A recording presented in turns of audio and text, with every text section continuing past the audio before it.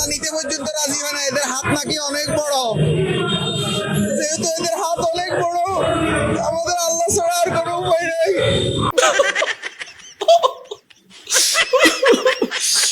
আমাদের হাফেজ মঈনুদ্দিন হিয়াজুরি আল্লামাতুদ্দাহার ইবনুল বাহার, যিনি গাঁজা সেবন করা জায়েজ বলতেছে আল্লাহর সৃষ্টি, তার কান্নাকাটি দেখে আমার বুকটা আসলে আমার সব বায়া বায়া পড়তেছে, আমার সব দাঁড়ায় গেছে, পশম দাঁড়ায় গেছে, চোখের ফানি বায়া বায়া পড়তেছে। প্রিয় দর্শক, আপনারা অন্য কিছু মনে করবেন না। আমাদের হিয়াজুরি ভাই অনেক কষ্ট নিয়ে, অনেক দুঃখ যাতনা নিয়ে তিনি বলতেছেন ওনাদের হাত অনেক লম্বা, অর্থাৎ ওর বাড়িতে হয়তো ইয়া করছে আর কি, গাঞ্জা যদি হালাল কষ্টে তাহলে তোর বাড়িতে ধরতো না। তো দর্শক, আমরা দেখি আমাদের হিয়াজুরি ভাই কেন কান্নাকাটি করতেছে। হিয়াজুরি ভাই আপনি বলেন, আমরা শুনি। আমাদেরকে হেল্প করতেছে না। আমাদের মামলা দিতে গেছি কোর্টে, আরে থানায়, ওসি মামলা নিতে পর্যন্ত রাজি হয় না। এদের হাত নাকি অনেক বড়। যেহেতু এদের হাত অনেক বড়, আমাদের আল্লাহ ছাড়া আর কোনো উপায় নেই। আমরা এই দেশে জন্ম নিয়ে, মূর্খর দেশে জন্ম নিয়ে আমাদের পাপ হয়েছে। মূর্খের দেশে জন্ম নিয়ে এর পাপ হয়েছে। তুই মূর্খের দেশে জন্ম নিস না, তুই অন্য দেশে জন্ম নে, তুই অন্য দেশে চলে যা, তুই মূর্খের দেশে থাকার দরকার নাই। তুই এত বড় লাম্বা টুপি পরে খাজা মঈনুদ্দিন চিশতি ওনার দরবারে তুই চলে যায়, ওইখানে গিয়ে তার টাটকির পায়খানা খাইতে থাক। বাংলাদেশের মানুষ মূর্খ, এখানে তোর থাকার দরকার নাই। তোর মতো শিক্ষিত মানুষ কেন জন্ম দিলে দুনিয়ার মধ্যে, এই বাংলাদেশের মধ্যে? তোর মতো শিক্ষিত মানুষ আমরা ধারণ করতে পারতেছি না রে ভাই। তুই চল্লা যা, আল্লাহ এই দেশে চল্লা যা, তো মানুষ ইমান হারা হইতে বাঁচবো। আমাদেরকে মেরে ফেলা হোক, আমাদেরকে সেনাবাহিনী পুলিশ গুলি করে মেরে ফেলা হোক, না যে কোনো জায়গায় আমাদেরকে গুলি করে মেরে ফেলা হোক। না ভাই, দেশে ইয়াজিদের হাতে আমরা মরতে চাই না। আমরা ইয়াজিদের হাতে মরতেছে তুই নাকি লেগে? ইয়াজিদের হাতে মরবি? তোর বাসায় যারা ইয়াজিদ, তাদের হাতে মরলে তুই শহীদ? তুই তো ভালো। কাফেরদের হাতে মরা মানে কি শহীদ না? তো ইয়াজিদের হাতে মরে যাবি, শহীদ হয়ে যাবি, ব্যাক করবে না।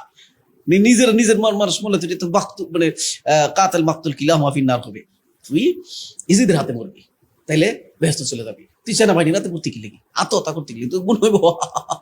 এরপরে দিয়ে আমাদের হিয়াজুরি ভাই কি করে আমাদেরকে মেরে ফেলুক না, বাঁচার কোনো অধিকার নাই। আমরা থানায় গেলে থানায় মামলা লয় না।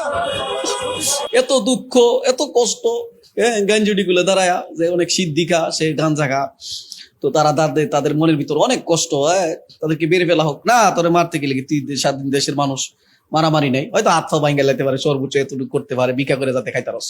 পুলিশ সেনাবাহিনী কেউ আসে না, আমাদের ফোন রিসিভ করে না। গতকালকে আরে আসলে সবাই সচেতন হয়ে গেছে এখন আর কেউ শুনেছি বাবা জঙ্গলেতে বলিতেন কহতা গাছের সাথে, এই কথা আর এখন আর বিশ্বাস করে না রে বাবা।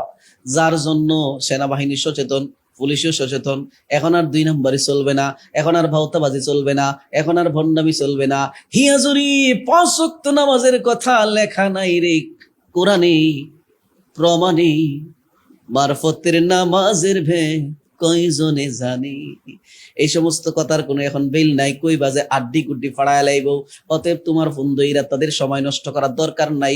যারা প্রকাশ্যে গাঞ্জা খাওয়ার জন্য ফতোয়া দিতে পারে, তারা বলে যে গাঞ্জাও আল্লাহ তাআলার নিয়ামত, তাদের ফোন দইরা সময় নষ্ট করার সময় তো আর আমাদের সেনাবাহিনীর নাই, ঠিক কিনা?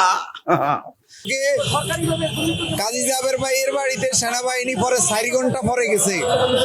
তা আমি ডাক্তার ইউনূস বলছে যে আপনি দেশের নাগরিক, আপনি বাঁচার অধিকার চান। আচ্ছা, তো ডাক্তার ইউনূসের কথাই আমরা এখন বলতেছি যে আমরা বাঁচার অধিকার চাই। বাঁচার অধিকার আসো তো ভাই, তুই আসো, তুই প্রকাশ্যে অপেনলি রাস্তায় ঘোরাঘুরি করতেছ, তুই সিদ্ধি গামছা খাওয়ার ফতুয়া দিতেছ, তো বাঁচার অধিকার না থাকলে তোর মেরে লিলি তুই উল্টা পাল্টা ভাই ছেড়ে দো ভাই।